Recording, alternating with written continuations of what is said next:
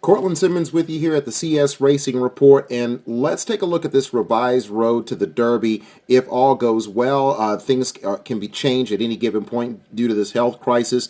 The Derby, of course, rescheduled for September the 5th. And when you look at the top races, in terms of 50-point races, obviously every single race now is elevated to being a very, very important step toward the Kentucky Derby. It allows some horses that were originally looking as though they were off the Derby trail. Maxfield is a horse that immediately comes to mind. 8 Rings is another for Bob Baffert, that now have an opportunity, including injured horses, to come back into the picture and have a shot at making it to the first Saturday in September. That also includes Mr. Monomoy, who sustained an injury after winning the first division of the Risen Star, which was the major prep for the Louisiana Derby. And so, with that being said, when you look at these races, there are a couple 7-furlong races that I think could be point-gaining races. Normally, races like the Swale and the San Vicente are non-points races, but are preps to races that will distribute points on the road to the Derby in the traditional sense, on the traditional road. And so I think the Woody Stevens is a race run on Belmont Day, typically, that I think could fit into the mold for horses that are starting to re-establish their rhythm in terms of getting ready for the Derby. And in addition to up-and-comers, trying Grade 1 company for the first time at 7 furlongs. Don't know if it's an 100-point race, but it's certainly an 85-point race with 50 going to the winner. That could be put in. The Lazaro Barrera is probably more of a localized, along with the other California races, somewhat of a localized event. And so, but it is an opportunity to gain some points. It would probably fit more on the 28-4-2 scale. But there are a lot of races that I think definitely, I think, should be elevated to not so much 85-point races with 50 points to the winner, but 100-point win races like the Ohio Derby. I think that race could use an elevation. The West Virginia Derby on the calendar is in a position similar to what on the traditional road, the Santa Anita, the Arkansas Derbies, and the Wood Memorial and the Bluegrass Stakes are sort of situated about a month before the Derby. So you have the same situation applying to those two races. I think the Los Alamitos is kind of a in-betweener. You could make it a 50 or 100-point race. If you make it a 100-point race, that might be an incentive for some trainers to travel all the way out west, but I think that you'd probably be best off keeping it as an 85-point race with the 20, with the 50 going to the winner.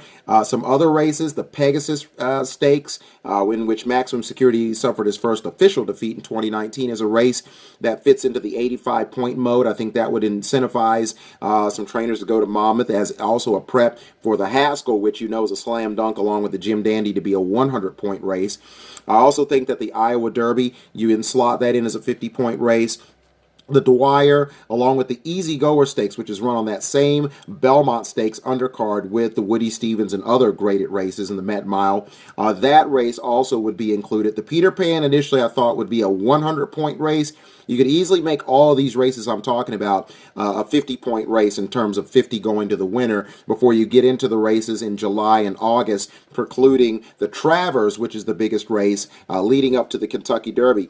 And we'll talk about the scheduling of that. I believe that 2 races that I think definitely need to be rescheduled, 3 actually, that need to come back into the fold on the traditional Derby trail that have been canceled due to the suspension of racing are both the Matt Winn Stakes at Churchill Downs and the Lexington and Bluegrass Stakes at Keeneland. Actually, I've got 4 races because the Sunland Derby also is a race that needs to have to be included in the fold. So the sooner they can get those races back into the mix, then you make the adjustments for whenever those races are put back on the calendar. Those racetracks should be definitely lobbying to say, look, we'll run the Bluegrass and the Lexington at Churchill Downs.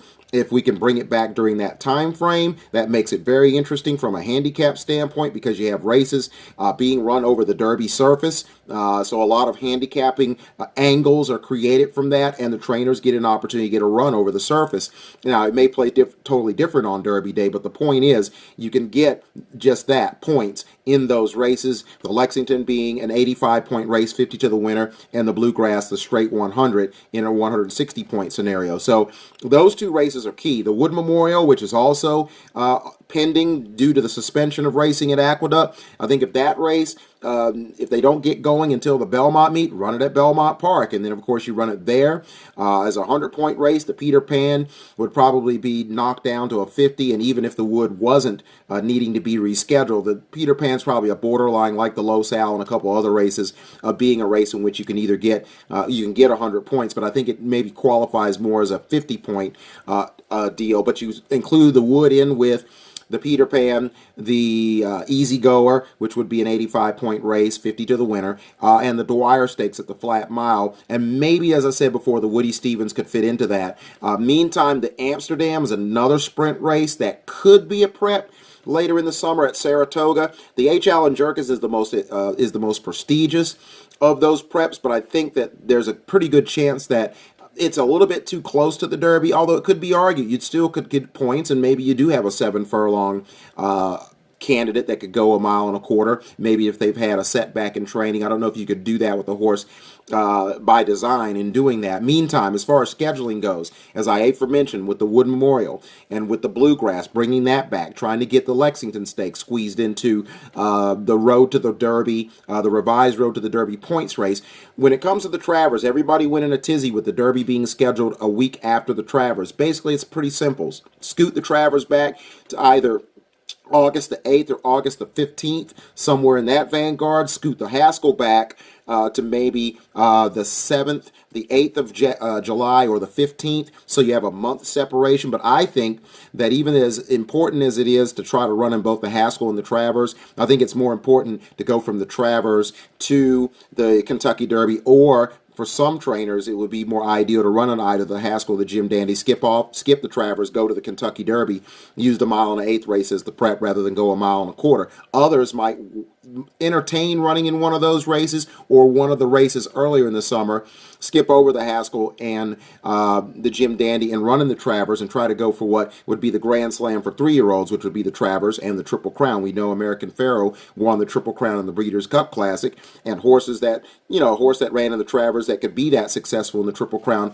would have that opportunity to be a double Grand Slam winner. And then I don't know what kind of name you would anoint to a horse winning all 5 of those fabulous races, but maybe that's what you would call it. But either way, the Travers definitely needs a little bit of spacing, 3 to 4 weeks out. I don't think it's as important or imperative for the Haskell and the Jim Dandy to be run a month before the Travers. I think you could run those races on the same week in consecutive days like it normally is, or you could run those 2 races in separate weeks. So you have a build-up to the Kentucky Derby, and in a sense to the Travers. We know a lot of horses that run in the Haskell and the Jim Dandy don't run back in the Travers anyway. So I don't think it's as important to really, space those races, because really now the Kentucky Derby is the major goal.